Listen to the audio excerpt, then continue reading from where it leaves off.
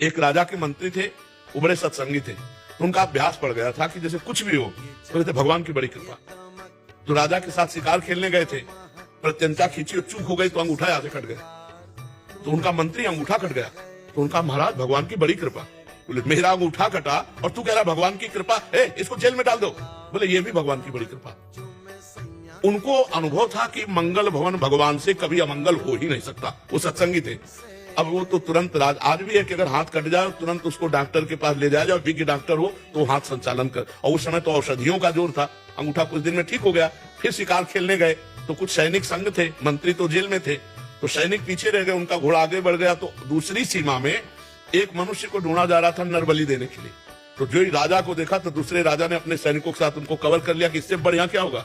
पड़ोसी राजा, अब राजा को पकड़ लिया गया, बंदी बना के ले गए, स्नान आदि कराया, और जब बलि के लिए ले जाने लगे तो देखा अंगूठा में कटे का चिन्ह। तो उसी की बलि चढ़ाई जाती है जो तनिक भी अंग भंग न हो। तो उन्होंने कहा भाई ये तो बलि देने लायक नहीं, छोड़ो इसको, छोड़ दिया। अब उनको लगा यार मंत्री ने ठीक कहा था, अगर अंगूठा न कटा होता तो गला कट जाता, भगवान की बड़ी कृपा। लेकिन मंत्री जेल में सड़ रहा है, मंत्री पद से हटकर जब उसको जेल में डाला तो उसने कहा बड़ी कृपा। अब गए सीधे मंत्री को बुलाया और कहा भाई हमारा अंगूठा अगर ना कटा होता तो गला कट जाता, पूरी बात बताई, लेकिन तुम जेल में सड़ रहे हो, ये कौन सी तुम्हारी कृपा। बोले महाराज मैं मंत्री हूँ, सैनिक कहीं भी पीछे रह जाते मेरा घोड़ा आपके साथ होता, और आप बंदी बनाए जाते मैं बनाया। आप तो अंगूठे के कटे होने से बच जाते, लेकिन मेरी बलि चढ़ जाती। तो भगवान ने मुझे जेल में रखा है, बड़ी कृपा।